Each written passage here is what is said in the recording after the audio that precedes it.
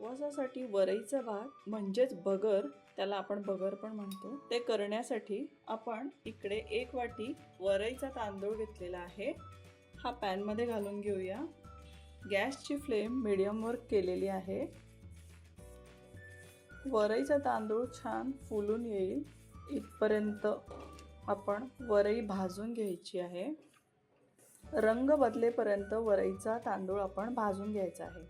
वरईचा तांदूळ छान भाजून झालेला आहे. याला प्लेटमध्ये काढून घेऊया. आपण 1 चमचा तूप कढईत घालून घेऊ. पाव चमचा जिरं घालूया. 1 वाटी वरईचा तांदूळ घालून घेऊया. व्यवस्थित परतवून घेऊया. एका साईडला पाणी गरम करायला ठेवलेलं आहे.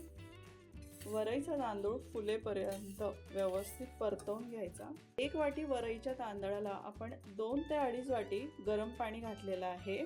गॅसची फ्लेम मीडियमवर ठेवूया. यामध्ये मी सेंधा मीठ घालत आहे. 5 मिनिट आपण याला वाफवून घेऊया. 5 मिनिट झालेली आहेत. झाकण काढून बघूया. खूप मोकळी छान अशी झालेली आहे आपली भगर. अजिबात खाली लागलेली नाहीये. 10 मिनिटात खूप सोप्या पद्धतीने उपवासाची वरई भात म्हणजेच भगर तयार आहे. आता आपण याला शेंगदाण्याच्या आमटी बरोबर सर्व करूया. शेंगदाण्याची आमटी बनवण्यासाठी आपण 1 वाटी भाजलेले शेंगदाणे घेतलेले आहेत. 2 मिरच्या आणि 1 वाटी पाणी याची आपण मिक्सरमध्ये पेस्ट करून घेऊया.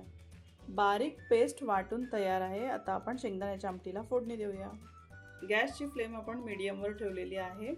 1 चमचा तूप घालूया. शेंगदाणा तेल घातलं तरी पण चालेल. तूप तापलं की आपण यात पाव चमचा जिरं घालून घेऊया. जिरं छान फुललं की आपण याच्यात उकडलेल्या बटाट्याचे काप घालून घेऊया. 1 मिनिट याला परतवून घ्यायचं. यामध्ये मी सेंधा मीठ घालत आहे. साधं मीठ घातलं तरी चालेल.